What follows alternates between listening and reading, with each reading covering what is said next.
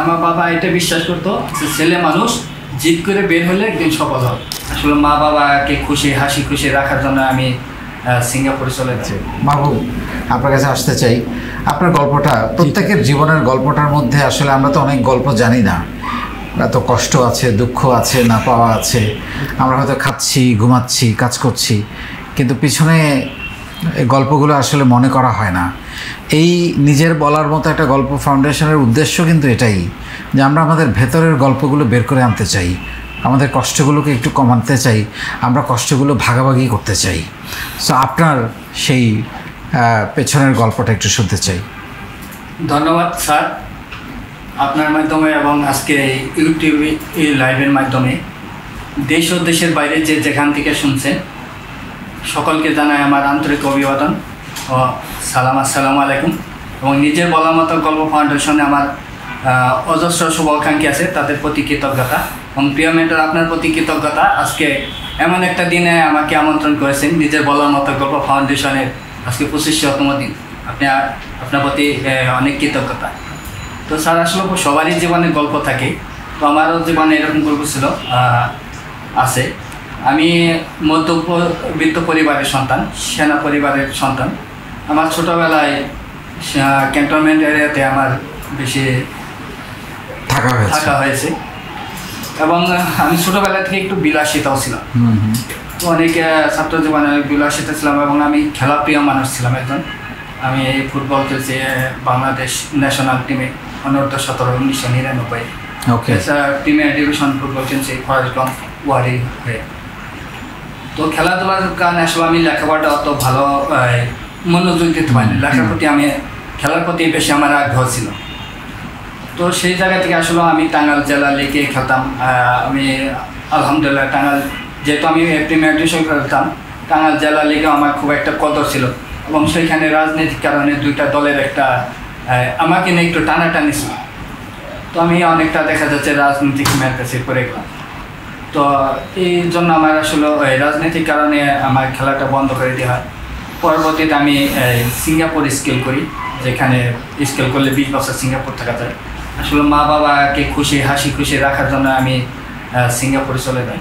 কিন্তু সিঙ্গাপুর যাওয়ার পরে আমার মেডিকেল ফল্ট ধরা পড়ে। যদিও পরবর্তীতে ওটা হয়েছে যে আসলে সমস্যা হতো না। তো তারপর যে ব্যাক হয়ে আসে, আমি 7 দিনের মধ্যে ব্যাক এসে, মানে যাবার 7 দিন পরে আপনি চলে আসতে হয়? 7 দিন পরে আমাকে চলে আসতে হয়। এক মঙ্গলবার যাই, পরে মঙ্গলবারে আমি রিটার্ন ব্যাক করি। কত টাকা লেগেছিল তখন সিঙ্গাপুর? তখন আমি বাংলাদেশে খরচ দিয়েছিল 2,65,000 টাকা। এটা 2008 সাল।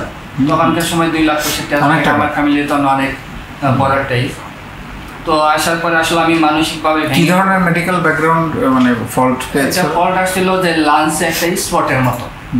কিন্তু আসলে এই স্পটটা হলো কিরকম স্যার, যে আমাদের গায়ে যেরকম জন্মদাগ বা তিলক থাকে ওই রকম, বাট কোনো ইফেক্ট করবে না। কিন্তু ওরা মনে করছিল যে লাঞ্চে কোনো ইফেক্ট নয় প্রাথমিকভাবে। পরে আমি এদেশে চিকিৎসা করার পরে কোনো ঠিক হয়নি। পরে ওরা রিসার্চ করে দেখে যে এটা কোনো ইফেক্ট করবে না, বাট এরা তিলকের মতো। যাক, পরবর্তীতে আমি এসে খুবই মানসিকভাবে ভেঙে পড়ি, কারণ 2,65,000 টাকা আমার পরিবারের থেকে লস হয়েছে। এবং আমি ছোটোবেলা থেকে একটু পরিশ্রমী ছিলাম, যেহেতু খেলাধুলার সাথে ছিলাম। কিন্তু তারপরেও স্যার আমি খুবই মানসিকভাবে ভেঙে পড়ি। হতাশা আমার মধ্যে খুব কাজ করতেছিল যে আমি কি করব। এত খেলাধুলা প্রিয় করতাম, আমার পরিবার থেকে আমাকে তখন সাপোর্ট করতো যে তুমি খেলাধুলা যাও, বিকেল মাঠে যাও, কিন্তু আমার কোনো কিছুই ভালো লাগতো না। এতটা হতাশ ছিলাম যে আমি আমার পরিবার এবং আমি নিজেও ফিল করতে পারি যে আমি একটু মানসিক রোগের দিকে হয়ে যাচ্ছি। তো আমার পরিবার তখন তাৎক্ষণিক সিদ্ধান্ত নেয় যে সন্তান যেহেতু আমাদের, এদেরকে ভালো রাখতে হবে। তো সেই জায়গা থেকে চিন্তা করে আমাকে বিয়ের করে পরিবার থেকে, যে হয়তো আমার ঘরে একজন বউ আসলে, লাইফ পার্টনার আসলে তার সাথে হাসি খুশি হবো, তো মানসিকভাবে একটু। তখনও আপনি কিছু করেন না? তখন তো আমাকে ফ্যামিলিগতভাবে বিয়ে করে। তো বিয়ের 3-4 মাস ভালোই ছিল, আমার মা বাবা কখনোই কানে। কিন্তু হঠাৎ করে আমার বড় ভাইয়ের সাথে একটু হয় যে তুই এতগুলো টাকা নষ্ট করে আসলি, ইনকাম করতে পারছিস না, তোদের 2 জনের, আমি একা ইনকাম করে এটা আমার পক্ষে সম্ভব না। তো তখন থেকে আমি একটু তখন থেকে একটু রাগী স্বভাবের ছিলাম। তো তো আমার মা হঠাৎ করে একটু রাগি হয়ে গেল বা একটা মনের থেকে জিত হয়ে গেল যে আমাকে এই কথা বললো, আমি পরিবারের তো ওই আদরের সন্তান, যে আমি বাড়িতেই থাকবো। তো স্যার আমি স্কুল জীবনে বা কলেজ জীবনে যে তখনকার 5 টাকা কয়েন ছিল, তো 5 টাকার কয়েনগুলো যে কলেজ থেকে আসার পরে 5 টাকা মাটির একটা ব্যাংকে রেখে দিতাম। তো মাটির ব্যাংকে ভাঙার পরে 465 টাকা হয়। তো আমার বাবা মা খুব আদর করতো, কিন্তু আমাকে বাড়ি থেকে যে আমার ওয়াইফকে নিয়ে বেরোতে আমার বাবা বাধা দেয়। কারণ আমার বাবা এটা বিশ্বাস করতো যে ছেলে মানুষ জিদ করে বের হলে একদিন সফল হবে। এই জায়গা থেকে হয়তো সে আমাকে দেয়নি, কিন্তু আমাকে নিয়মিত খোঁজখবর রাখতো এবং ভালোবাসতো। তো আমি আসলাম ঢাকাতে আমার ফ্যামিলি নিয়ে, শ্বশুরের বাড়িতে তুললাম। তো আসার পরে আমি 4-5 দিন পরে একটা জব নেই ভ্যাকসিন গ্রুপে, মাসিক স্যালারি মাত্র 3200 টাকা। তো তখন থেকে আমি চিন্তা করি যে এই চাকরির পাশাপাশি আমাকে কিছু করতে হবে। তো আমি সেই থেকে 3200 টাকা স্যালারি পেয়ে স্যার আমি একটা অংশ রাখার চেষ্টা করি, 500-700 এরকম করে 4 বছর কন্টিনিউ রাখার পরে আর আমার 70,000 টাকা। তো আমি সিদ্ধান্ত নেই যেহেতু আমি জব করি, জবের পাশাপাশি 8 ঘন্টা পরে আমি সুযোগ পাই। তো আমি ওইখানে আমার অফিসের সাথে একটা মার্কেট আছে, ওইখানে আমি একটা দোকানে 20,000 টাকা সিকিউরিটি দেওয়া এবং 25,000 টাকার ডেকোরেশন করি। টোটাল 45,000 টাকা জায়গায় 70,000-এর মধ্যে 25,000 টাকা দেয় মূলধন দিয়ে আমি চকবাজার থেকে মাল নিয়ে যাই মেয়েদের কসমেটিক আইটেম। তো আলহামদুলিল্লাহ স্যার আমার অফিসে যারা কলিগ ছিল তারা আমাকে খুব রেসপেক্ট করতো বা রেসপন্স করতো যে দোকানটা দিচ্ছে যাতে ভালো চলে, সবাই টুকটাক দোকানে প্রোডাক্ট নিত। এরকম করে আস্তে আস্তে আমার দোকানটা খুব ভালো চলতেছিল আলহামদুলিল্লাহ। মোটামুটি 1 বছরের মধ্যে খুব ভালো একটা দোকান মোটামুটি ফিল আপ হয়ে গেল। স্যালারি যা পেতাম ওই টিকাই করতাম। যারা শুভাকাঙ্ক্ষী আছে তাদের কাছ থেকে 20-30 হাজার টাকা ধার করে নিয়ে এসে মালিকের তোমার আবার সেল করে দিয়ে দিতাম। তো আলহামদুলিল্লাহ 1 বছরের মোটামুটি এলো। তো আমার পরিকল্পনা হলো যে আমার বিজনেসটাকে আরও বড় করব। আমার পাশে একটা দোকান পেলাম, মুদির দোকান। তো মুদির দোকান নিলাম, ওইখানে প্রচুর যেহেতু গার্মেন্টস কর্মী শিল্প এলাকা প্রচুর বেচা কিনা হয়। এই চিন্তাধারা থেকে আমি একটা দোকান নিলাম, মুদির দোকান। তো ওইখানে যেটা স্যার আমার ভুল সিলেকশন ছিল, যে যেটা পরবর্তী আপনার গল্প থেকে শিখছি, আপনার সেশন থেকে, যে কার সাথে লেনদেন করলে বা কোনো বিজনেস পার্টনার করতে গেলে তার সাথে 6 মাস মেলামেশা করে এইটা তখন আমার ছিল না, যার জন্য আমার ভুল সিলেকশনের জন্য আমি লোক নিয়োগ দিই। তো 2 মাস 3 মাসে আমাকে হিসাব ভালো হলে বোঝাতে পারতো না, তার সাথে কথা হয়তো যে আপনি আমাকে হিসাব না বোঝালে তো আমি আপনাকে কীভাবে স্যালারি দেবো, আমাকে তো হিসাব বোঝাইতো। এরকম কথা হইতে হইতে রাগ করে একদিন সে হঠাৎ করে রাতে, আমি বাড়িতে গেছি ছুটিতে 3 দিনে, এর মধ্যে রাত্রে দোকানে প্রায় 6 থেকে 7 লক্ষ টাকার মাল ছিল। আমি ইনভেস্ট করছিলাম, এই ব্যাংক লোন নিয়েছিলাম, আমার ডিপিএস আসলো, ডিপিএসের এগেনস্টে 3 লক্ষ টাকা, আমার ক্যাশ ছিল 2.5 লক্ষ টাকা, 5.5 লক্ষ টাকা। এই 3 মাসে আরও মোটামুটি বৃদ্ধি আর মোটামুটি 7 লাখ টাকার মতো মাল আসছিল দোকানে। 1 রাতের মধ্যে একবারে জিরো করে নিয়ে গেছিল টাকা ভর্তি করে। তো পরবর্তীতে ওনাকে আমি খুঁজে পাইনি, অনেকদিন পরে পেয়েছিলাম। পরে বলে যে ভাই আমি মারেন যাই করেন, আমার 1 পয়সাও দেওয়ার ক্ষমতা নেই, এবং আমি এটা পুলিশে নিয়ে করলাম। পরে তারাও বললো যে সে যদি এই কথা বলে তাকে মেরে কী হবে, আগে করে হবে। তো আরেকটা দোকান যে ছিল আমার, যেটা আমি নিজে চালাইতাম কসমেটিক, তো আলহামদুলিল্লাহ ভালো হতো। ওই দোকানটাই করার পর আমার ফ্যামিলির থেকে আমার ওয়াইফ এবং আমার শ্বশুরবাড়ির বা আমার মা সবাই করলো যে দরকার নাই চাকরি করো, ভালো আছো, এটার দরকার নেই, এমনি ভালো আছো, তো বিক্রি করে দাও। সবাই একই। তো আসলে একটু সবার বিরুদ্ধে আসলে আমি তখন চাইতে পারি নাই, পরে রাগ করে বাতচিত করে আমি দোকানটা বিক্রি করে দিলাম। আমার ওইটা বিক্রি করে দিয়ে আসলে স্যার আসলে আমি যখন দোকানটা বিক্রি করে দিয়ে আসি, স্যার আমি যখন বাসায় আসি মনে হচ্ছে যে আমার সন্তানকে কবর দিয়ে আসলো। আমার বিজনেস ওর দোকানের প্রতি এতটা আবেগ ছিল, এতটা যত্ন করে ঘুরছিল। তো সে আসলে বাসায় যায় সেটা তখন কান্না করছি। আমার ফ্যামিলি তখন হয়তো বুঝতে পারছে যে না, এই একে দোকানটা করা দেওয়া উচিত ছিল। কিন্তু স্যার আমি কখন আমার স্বপ্নকে মরতে দিইনি।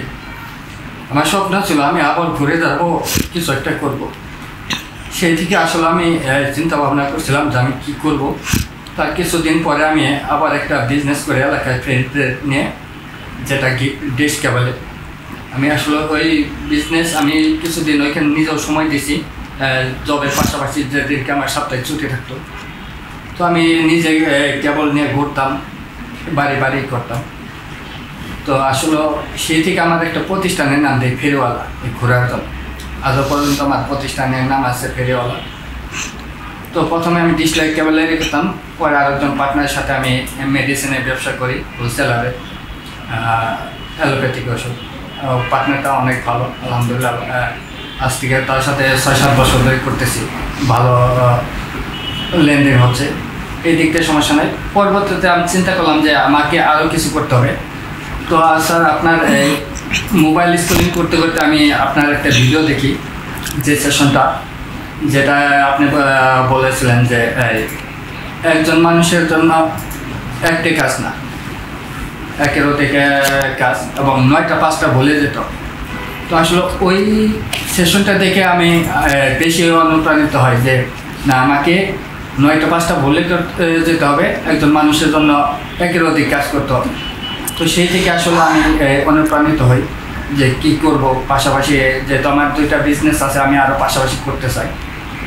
তো আমি টাঙ্গাইলে গেলাম, টাঙ্গাইলে আমার শহরে খালার বাসা আছে, ওইখানে গেলাম। তো পাশাপাশি হলো সাগরিকা ইকবাল আপুর বাসা। তো ওনার লাইফ স্টাইল দেখি খুব ভালো লাগে। তো গেলাম আমি সাগরিকা ইকবাল আপুর বাসায় আমার ওয়াইফকে নিয়ে।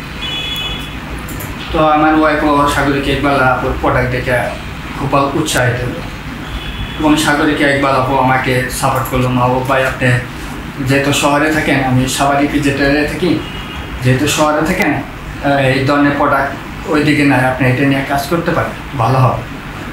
আপনার যদি কোনো সহযোগিতা লাগে আমাকে করবেন, আমি আপনাকে সর্বোচ্চ। তো উনি আমাকে সহযোগিতা করলেন কোন তাঁতের থেকে আনতে হয়, বা উনি কোন তাঁতে আনে, কোন ধরনের কোয়ালিটি, কার ধরনের কোয়ালিটি, বিভিন্নই দেখালেন যে। তো আলহামদুলিল্লাহ আপুর উৎসাহে আজকে আমি বিজনেস স্টার্ট করেছি। আলহামদুলিল্লাহ স্যার, আমার উদ্যোগে খুবই রেসপন্স আসছে, বিশেষ করে নিজের বলার মতো গল্প ফাউন্ডেশনে এত রেসপন্স আসছে, যেটা বিশেষ করে যারা প্রবাসী আছে এরা আমার কাছ থেকে প্রচুর প্রোডাক্টে। স্যার আমি যদি লাস্ট আপডেট দিই, গতকালেরও নিজের বলার মতো গল্প ফাউন্ডেশনে গতকাল আমি 19,400 টাকা সেল করছি। যদি প্রোডাক্ট পাঠাই না, আজকে এখানে আসার কাজ বলছি যে আমি এখান থেকে যা পাঠাই, আজকে আপনার এখানে আসার আগ পর্যন্ত আমি নিজের বলা মতো গল্প ফাউন্ডেশনে 6,300 টাকার প্রোডাক্ট কনফার্ম করছি। তো এইভাবে আসলে আমি আর ঘুরে দাঁড়ানো। তো এখন মাসের সেল কেমন আপনার? এখন স্যার অ্যাকচুয়ালি যদি বলি, আমি আর 3 লাখ প্লাস আছে। তার আপনার 70% এলো নিজের বলার মতো গল্প ফাউন্ডেশন। অসাধারণ। আপনার স্বপ্নের কথা শুনতে চাই, কোথায় দেখতে চান নিজেকে আগামী 10 বছর পরে? আর আসলে স্বপ্ন প্রতিটা মানুষের থাকে, তো আমার স্বপ্নটা আরও আমি বেশি দেখি সবসময়। তো আমার যেটা স্বপ্ন, যে আলহামদুলিল্লাহ আমি এখন যতটুকু আমাকে দিছে আমি হ্যাপি এটুকু। তো আমি যে আগামী 10 বছর যেটা করতে চাই, যে মানুষের জন্য কিছু করতে চাই, হত দরিদ্র মানুষের জন্য। ইতিমধ্যে আমি আমার এলাকায় একটা ট্রাস্ট খুলছি, কল্যাণ ট্রাস্ট। তো আমি আর ওই কল্যাণ ট্রাস্টে আমি যে ব্যবসা থেকে যে লাভবান হই তার 30% আমি ওই কল্যাণ ট্রাস্টে এখন দিচ্ছি। এবং আমার একটা ফ্রেন্ড সার্কেল আছে, এসএসসির ব্যাচে যে ছিলাম, তো আমরা 16 জন মিলে একটা সমিতি করছি, যেটার নাম স্বপ্ন ছোঁয়া। আলহামদুলিল্লাহ মোটামুটি 1 কোটি টাকার মতো এখন আমাদের মূলধন হয়েছে। তো এটা আগামী 25 সালে আমরা চিন্তা করতেছি যে ল্যান্ড প্রপার্টিজ বিজনেস করার জন্য। এবং সেখান থেকে আমাদের সবার একটাই, যে আমরা একটা অংশ, লাভের অংশ হত দরিদ্র মানুষের জন্য কাজ করবো, এবং সমাজের জন্য যারা এই কি বলে, যারা এই বিভিন্ন সুবিধা থেকে বঞ্চিত হচ্ছে, তাদের জন্য কাজ করতে হবে ইনশাআল্লাহ। ইনশাআল্লাহ। অনেক ধন্যবাদ আপনাদের দুজনকে। আপনাদের অনেক গল্প, ভেতরের গল্প, কষ্টের গল্প, দুঃখের গল্প, খুশির গল্প, ঘুরে দাঁড়ানোর গল্প আমরা শুনলাম। আপনাদের দুজনের প্রতি অনেক অনেক শুভেচ্ছা এবং ভালোবাসা। ইনশাআল্লাহ। আমি যে প্রোডাক্ট নিয়ে কাজ করি, আমি একটু আপনার মাধ্যমে দেখাতে চাচ্ছি যে আমার প্রোডাক্টের কোয়ালিটিটা কেমন। আচ্ছা, হ্যাঁ হ্যাঁ হ্যাঁ। এটা হলো টাঙ্গাইলের তাঁতের 3 পিস। এটা সরাসরি তাঁতের সাথে কন্ট্যাক্ট করে আমি তৈরি করি। আচ্ছা আচ্ছা। তো ওটা জামদানি? জামদানি। জি টাঙ্গাইলের জামদানি। জি। আচ্ছা আচ্ছা। তারপরে এটাও হলো স্যার আমি সরাসরি তাঁতের সাথে ই করে করতেছি। Very beautiful, very beautiful. Sir quality মানে প্রিমিয়াম কোয়ালিটি যেটা বলি। Very good, very good, thank you, thank you. এছাড়া স্যার আমার আছে সিরাজগঞ্জের প্রিমিয়াম কোয়ালিটি গামছা, লম্বা, খুবই ইউনিক, একদম পিওর সুতি, 100% পানি শোষণ করে। চমৎকার। এবং সবগুলো এলো ইউনিক ডিজাইন চেষ্টা করি। Thank you, thank you so much. আর এছাড়া স্যার আমি আরেকটা কাজ করি, এটা হলো এই কাস্টমাইজ জার্সি, সরাসরি কারখানা থেকে। এবং কি স্যার এটা আপনার নিজের বলার মতো গল্প ফাউন্ডেশনের ম্যাক্সিমামই যারা কাস্টমাইজ জার্সিগুলো করে আমি ওগুলো আপনি করেন। জি। বাহ, very good, thank you so much কষ্ট করে আসার জন্য এবং আপনাদের গল্প শেয়ার করার জন্য। ভালো থাকবেন। জি ইনশাআল্লাহ স্যার, আপনাকেও ধন্যবাদ। এমন একটা দিন আমাদেরকে আমন্ত্রণ করছেন। Thank you, thank you. আমি নিশ্চিতভাবে বলতে পারি এই গল্প থেকে আপনাদের মধ্যে অনেক অনুপ্রেরণা তৈরি হবে, কারণ এই গল্পগুলো শেয়ার করার উদ্দেশ্য একটাই, জীবনের সাথে তাদের গল্পের সাথে মেলানো, সহমর্মিতা প্রকাশ করা এবং সেখান থেকে কিছু সাহস নেয়া, ইনসাইটস নেয়া, কিছু উদ্দীপনা নেয়া, যে ওনারা পারলে আমিও তো পারবো। এই ভাবনাটা তৈরি করাই হচ্ছে এই গল্পগুলোর মূল উদ্দেশ্য। এবং আমি আশা করব যে এই গল্প আপনাদেরকে নতুন করে ভাবতে, নতুন করে চিন্তা করতে, নতুন করে শুরু করতে আপনাকে সাহায্য করবে। অনেক ভালো থাকবেন। আসসালামু আলাইকুম।